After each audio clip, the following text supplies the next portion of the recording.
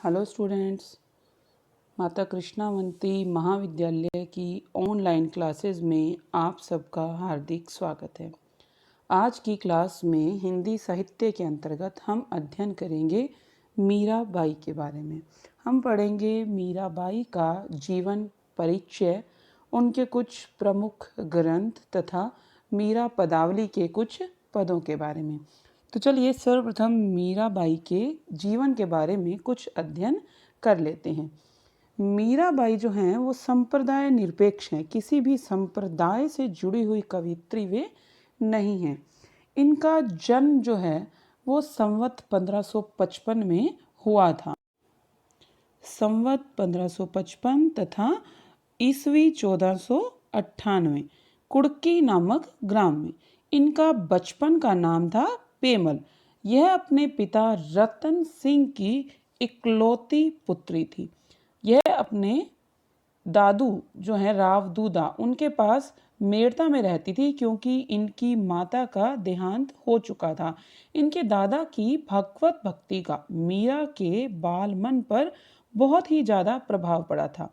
इसी कारण वो बचपन से ही प्रभु प्रेम में मतवाली हो गई थी। श्री कृष्ण के साथ तब का यह बचपन का प्रेम जो है धीरे धीरे अटल अनुराग के रूप में परिवर्तित होता गया। मीरा का विवाह 1516 ईस्वी में चित्तौड़ के राणा सांगा के पुत्र भोजराज के साथ हुआ था, लेकिन विवाह के 7 वर्ष के बाद ही मीरा विधवा हो गई थी। लेकिन वैधव्य के बाद वो कृष्ण के प्रेम में और भी अधिक रंग गई थी, क्योंकि उसने अपना जो जीवन है, जो सर्वस्व है, वो कृष्ण पर ही न्योछावर कर दिया था। समाज से वो विरक्त हो गई थी और साधुओं की संगत करना प्रारंभ कर दिया था। इसमें उन्हें अनेक परेशानियां भी हुई थी, जैसे कि विष के प्याला इनको दिया गया जिसको इन्होंने चरणामृत समझकर पी लिया। जब विष का इन पर कोई भी असर नहीं हुआ तो पिटारे में रखा गया विषधर वो इनके पास भेजा गया, लेकिन वो विषधर भी शालिग्राम की मूर्ति में परिवर्तित हो गया और फूलों की शैया बन गई। मीरा जो है वो वृंदावन में जीव गोस्वामी से मिली, उनसे इनकी भेंट हुई और मीरा ने द्वारका के रणछोड़ मंदिर में अपना शेष जीवन व्यतीत किया था। संवत 1620 में मीरा का देहावसान हो गया था। मीरा की जो भक्ति हमें देखने को मिलती है वो माधुर्य भाव की भक्ति है। उन्होंने कृष्ण को पति के रूप में स्वीकार किया है तथा स्वयं उनकी पत्नी बनी है। एक नारी होने के कारण उनके पदों में जैसी अनन्यता है, जैसा आत्मसमर्पण है, वह कहीं भी दिखाई नहीं देता है। मीरा के पदों में विनय भावना है, लेकिन विरह निवेदन जो है वो उनके पदों में प्रमुखता के साथ हमारे सामने प्रकट हुआ है।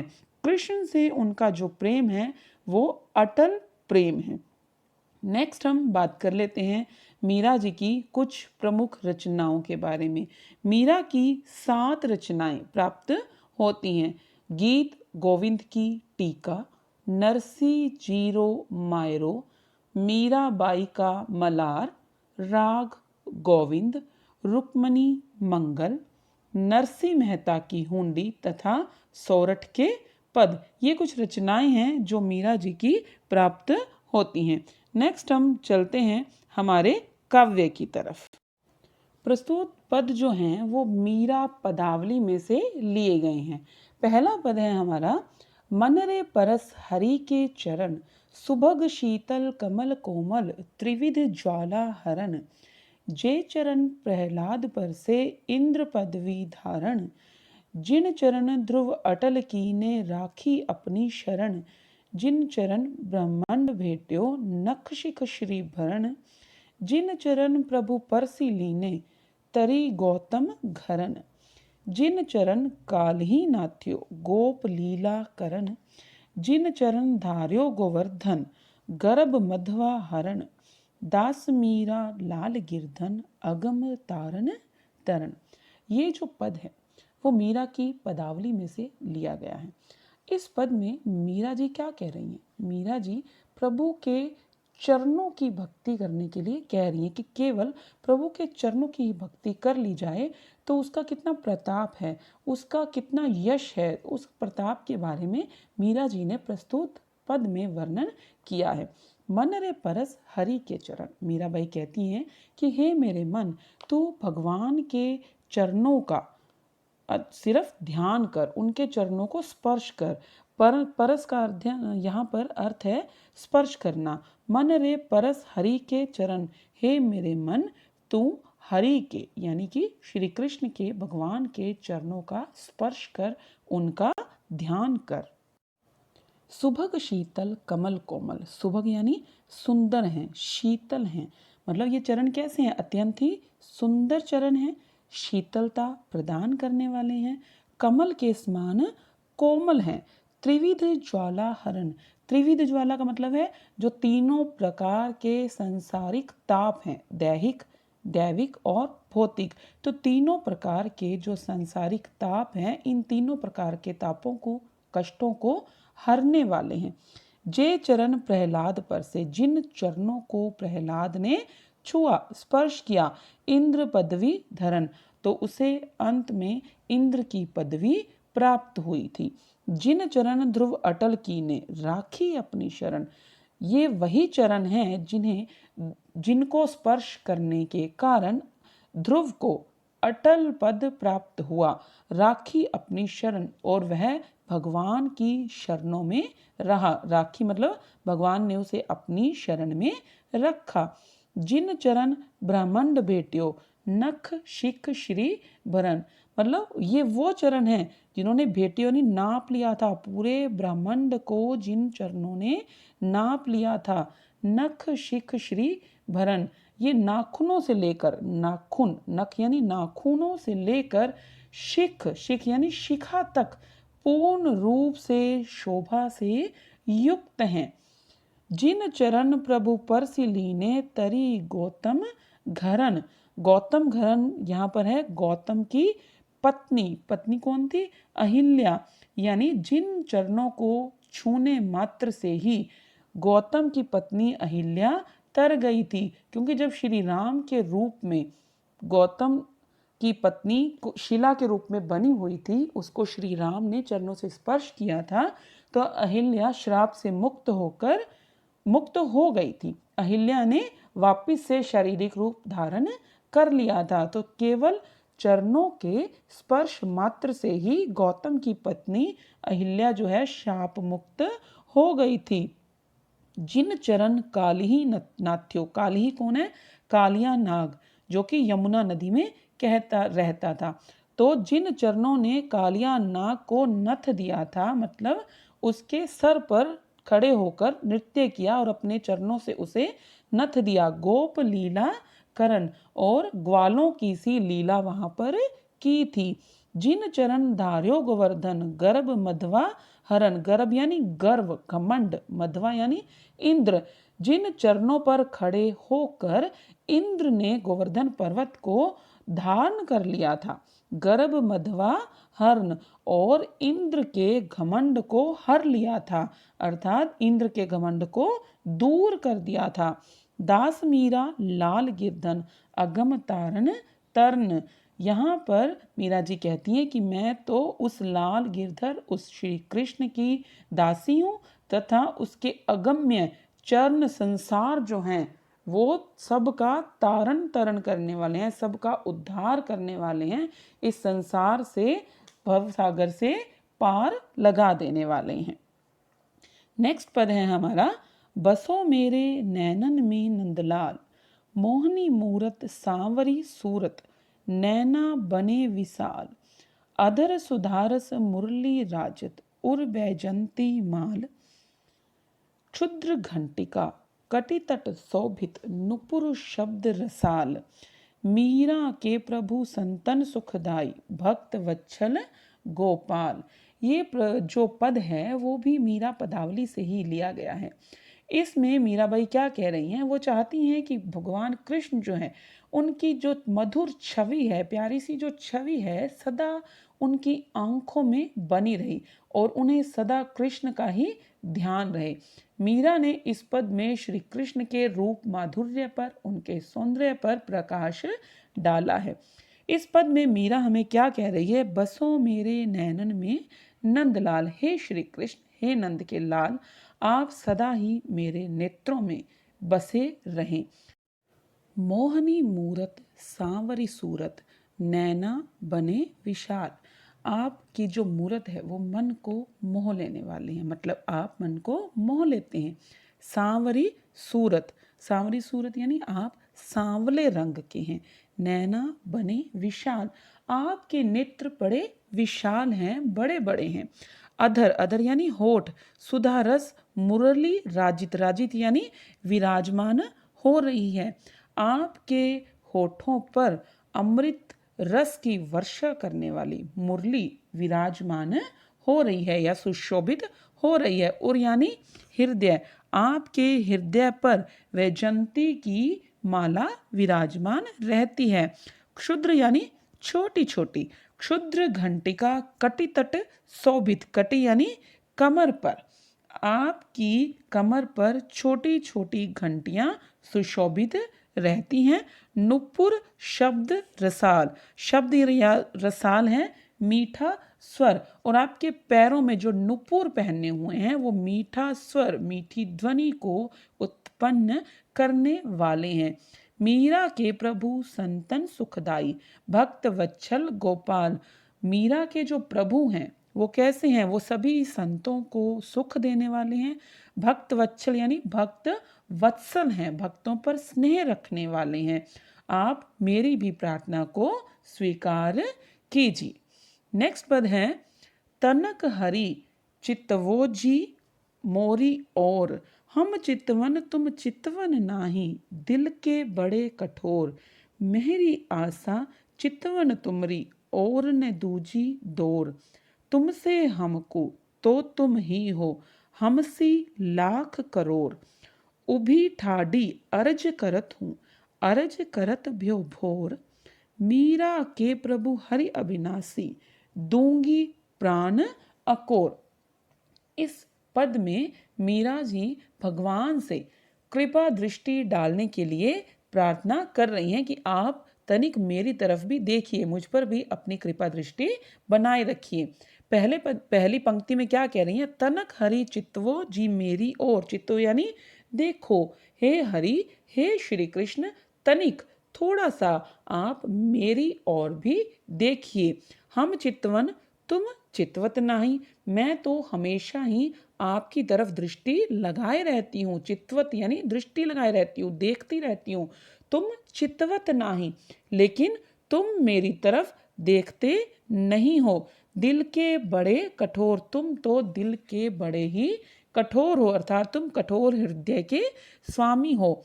मेहरी आशा चितवन तुमरी, मेहरी मतलब मेरी, मेरी यह आशा है। चितवन तुमरी, आशा यानी इच्छा, मेरी केवल एक ही इच्छा है। चितवन तुमरी, केवल तुम्हारी तरफ ही देखते रहना।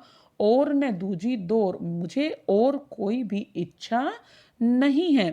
तुमसे हमको तो तुम ही हो, हमसी लाख करोड़। मीरा क्या कह रही है? तुमसे हमको तो तुम ही हो, मतलब हमारे लिए तो केवल आप ही हैं, तुम ही हो। मतलब किसी भी साधना से आपके समान तो केवल एक आप ही हैं जिसको प्राप्त किया जा सकता है।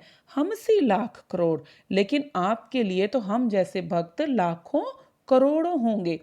उभी ठाढ़ी अर्ज करत हूँ, उभी मतलब खड़ी हुई, ठाड़ी मतलब व्याकुलता से, अर्ज करत हूँ प्रार्थना कर रही हूँ।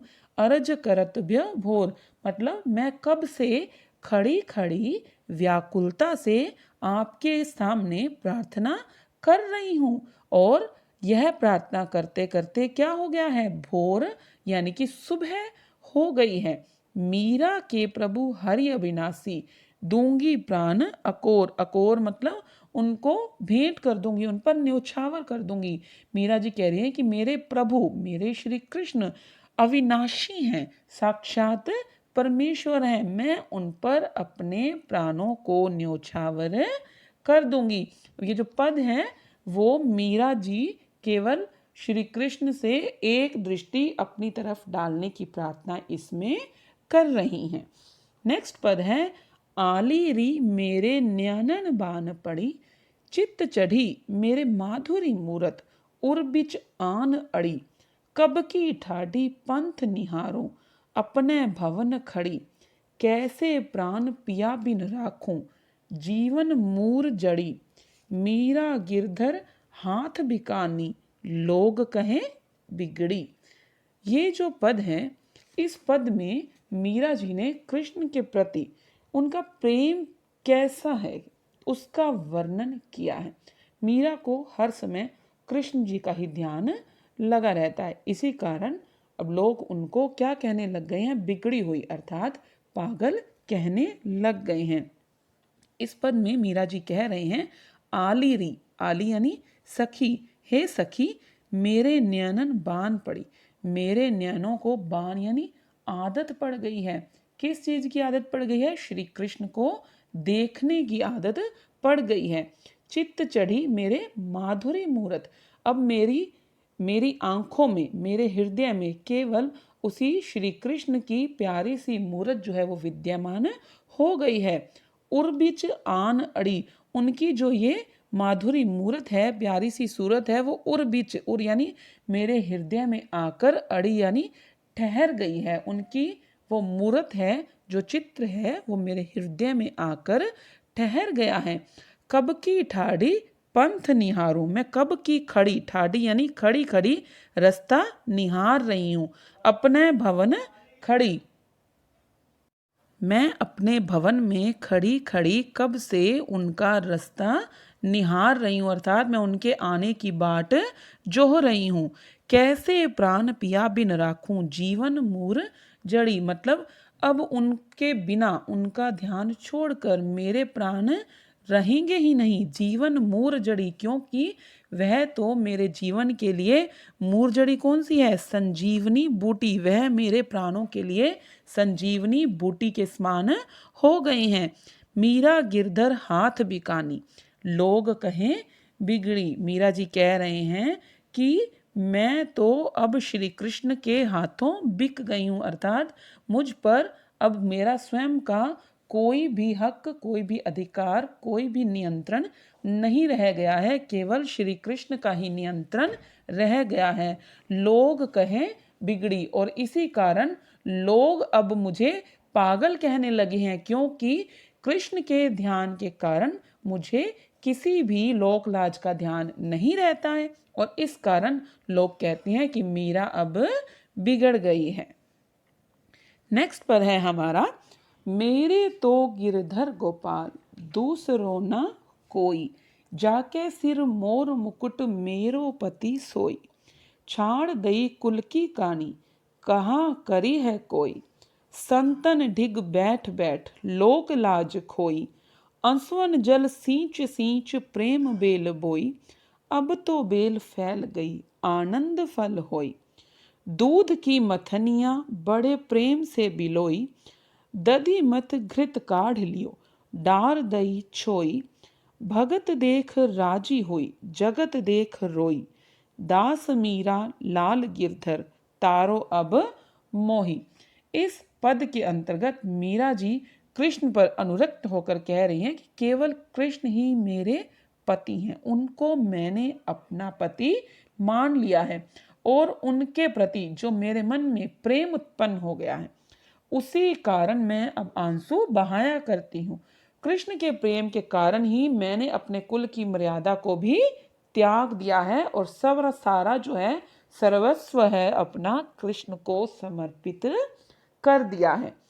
मेरे तो गिरधर गोपाल दूसरों ना कोई, मीरा जी कह रही हैं कि गिरधर गोपाल, गिरधर पर्वत को, गोवर्धन पर्वत को धारण करने वाले गोपाल अर्थात श्री कृष्ण ही मेरे सर्वस्व हैं, दूसरों न कोई, और कोई दूसरा मेरा नहीं है।